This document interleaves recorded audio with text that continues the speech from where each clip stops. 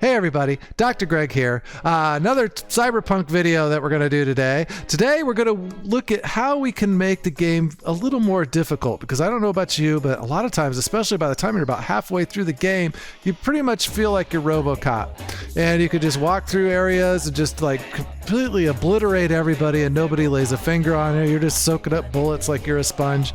And I kind of feel like I'm wanting more. I feel disappointed sometimes when I go through a big gig and it was just so easy to clear everybody. I mean, I still loved it. It still feels like it's great to feel like God and all that, just walking through killing everybody. But sometimes I'd like to have a little more of a challenge. So what we're going to do is we're going to look at a series of mods that we can add to the game to up that difficulty level and make the game way more of a challenge.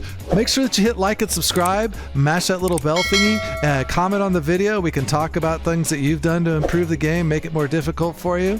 And yeah, without further ado, let's jump in and we'll get started. The first mod I'd like to talk about is AI Netrunners Enhanced. What this does is it adds several more Netrunners to the parties that you're attacking. I'm sure that you've noticed that a lot of Netrunners that are attacking you, all they ever know in the vanilla game is overheat, and man, that gets annoying as hell. This fixes that. You have several more. Each Netrunner has 10 possible hacks, and it gives each one a catalog of 3 hacks that they can use on you. And it works so well. I'm in the group, and all of a sudden I can see several orange guys out there that I want to shoot, and I'm getting zapped and burning up and getting blinded and sometimes just completely shut down. So this definitely adds a lot more difficulty to the game, and I love it. You can take this one and you can actually combine it with another mod called Amateur Hackers. That's from Scissors, and this makes normal enemies into Netrunners, and it gives each of them 2 hacks per. So definitely, if you want to add some difficulty, AI Netrunners Enhanced and Amateur Netrunners combined, or Amateur Hackers combined, are a great way to do it. Live in Night City is the next mod we're going to talk about. If you're like me, you never do anything with your consumables in Cyberpunk. I've played through it several times, but you're always so OP. I mean, what's the reason that you're picking all this crap up? You just never use it. What this mod does is it changes that. You'll have to manage your hunger and your thirst and your fatigue, so it adds kind of a survival element to the game. If you get thirsty, you'll get a penalty to your total stamina and memory. If you're hungry, you get a penalty on your health. And on both hunger and thirst, it can kill you. And then you'll get, in fatigue, you'll get a penalty on your critical hit chance and your stamina regeneration. Now that on hard and normal, you can collapse. So it's really pretty cool. And like I said, it gives you a reason to kind of monitor what's going on. And it just adds another element to the game.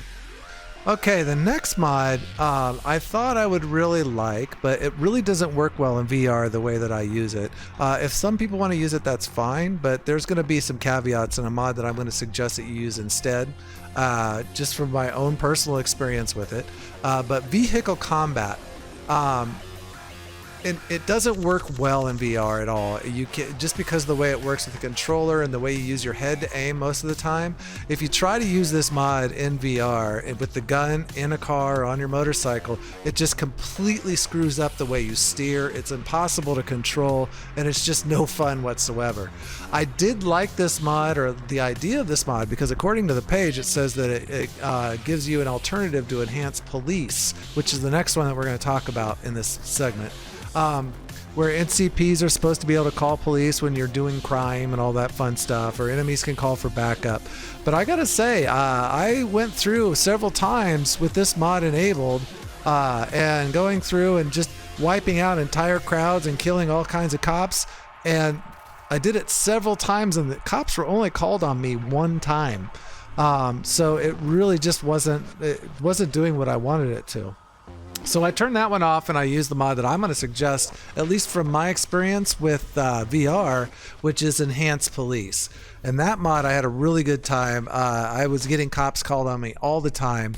I could go up and kill police, and they would show up in cars. They didn't just appear out of thin air, and they'd actually chase you in the car. And that's a blast, getting police chase going and running through the city and everything. So I think the best thing to do to improve the police in the game is use enhanced police instead of vehicle combat. But I'm giving you both of them as options. You can try them out and see if vehicle combat works better for you. They don't work together because they both work with the police system. They end up canceling each other out the way it appeared. So yeah, that's one that you would definitely want to use. Scissors difficulty options, or SDO, is fantastic. This mod just adds a whole bunch of options to the mod settings so you can up your difficulty in the game. It turns off the hard-coded shooting delay for enemies, so they're shooting a lot more at you, and it could definitely increase difficulty. It makes the main enemy like a organized crime area, like a real boss. It adds more types of enemies: Netrunners, hammers, mantis, and the like, and it increases their difficulty, including giving them the ability to heal, which I've noticed several times, and that's really cool. It makes boss farts. That's hilarious. You have to forgive me. I had a dentist appointment today. I got a filling replaced, and my mouth is numb. So, but I like boss farts. It makes them stinkier. It makes the fights harder, and it does things like it actually stuns you when you get shot. So you react like the enemies do. So you can't just stand there and take bullets and keep shooting. That definitely adds a little more realism to it. And I loved it. This is probably one of my favorite ones. And there's all kinds of options you can go through and you can turn on and off. One thing I would not turn on is like the inability to grapple an enemy, because you can put that on there, and that ends up screwing other things up in the game if you do that. So I would turn that one off, but you have the options. You could always try them, but definitely download this one if you want to add some difficulty to your game. Life path bonuses and gig court traits is another great one to add on for mods to make it more difficult. What this one does is it modifies every part of the damage system and some other elements, and it gives gangs and corps more flavor and uniqueness. So it adds benefits and penalties against the gangs and corps based on your life path. So depending on who you're fighting, which gang or which corp group, you have to approach it differently. It's very, very configurable. For example, animals, like, they have a firewall where they're immune to control hacks. They cannot be grappled. So if you try to, because they're huge, so if you try to get behind them and grab them, they're just going to throw you off. They have pain editors, so they're immune to electrocution. Ultra testosterone, immune to poison. Combatant drug injectors, so they're resistant to non-melee damage. So you have to get in nice and close with these guys. And implanted muscles, which ignore 25% of player armor. So it's this way with every gang and corp. They're all different. So yeah, you definitely need to adjust your play style depending on which one you're fighting, and it's really awesome. Okay, this next mod I'm kind of on the fence about. I absolutely love Cyberpunk Edgerunners. It's my favorite anime of all time. I watched it 7 times back to back when it came out, so I loved it. I love the focus on cyberpsychosis. I was kind of surprised, even after watching that it wasn't included in the game more, besides the cyberpsychos that you take down for Regina Jones. So anyway, somebody made a mod for it called Wannabe Edgerunner, and what this mod does is it adds a basic humanity cost to using cyberware and murder. It eventually leads to cyberpsychosis. So when your humanity starts to dip, you'll start to see glitches and light flashes. It adds a crit damage debuff to your character. Pre-psychosis makes all of that worse and can trigger full psycho. Cyberpsychosis launches the heaviest visual glitches and buffs your movement speed, so you'll actually move faster. Your armor value and your health regeneration also go up.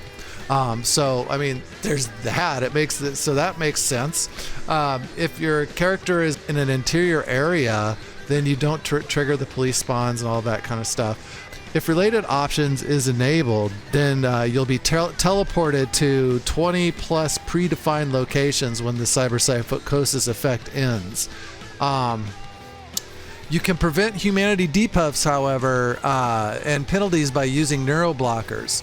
I would hope that you could learn to craft them somewhere. I'm sure there's got to be a crafting spec because they are expensive. They're like 6,000 eddies a piece. And if you start killing anybody after you used them, you start going right back into pre-psychosis. If you want to get rid of the glitches and regain your humanity, you need to sleep in your apartments. And from what I could see, you had to sleep at least 2 times because every time I got up my first time, I'd still be glitching. And if you want to you'll want to get rid of that glitching. It's like your own little case of epilepsy. It would be cool if this did more, like make you think people on the street were attacking you or something like that. I don't know how any of that would be actually possible. So I think this does about what it can do in the game as far as a mod goes. But for me, this one is more of a pain in the ass than anything. Try it, see what your thoughts are. And if you like it, then you can keep it. If you don't, it's easy enough to disable. By the way, all of the mods I put on this list, every one of them I installed with Vortex, and it worked great. So anyway, there you have it. If you use these mods in your game, trust me, you're going to be in for a very difficult challenge. They completely changed the way that you approach the game, pretty much everything in Night City. And I'm having an absolute blast with them, and I hope you guys do too. So yeah, hey guys, thanks for watching. Make sure you hit like and subscribe and click on the little bell thingy and all that fun stuff. Comment on the video, make comments. Tell me the things that you've done to make your game more difficult, or just other mods that you've used that really enhance the gameplay for you. I love talking Cyberpunk with everybody. So there you go, guys. Hey, make sure you watch Modcast VR if you haven't. We're recording a new episode on Saturday. But yeah, there you go. Thanks for watching, guys. Dr. Greg out.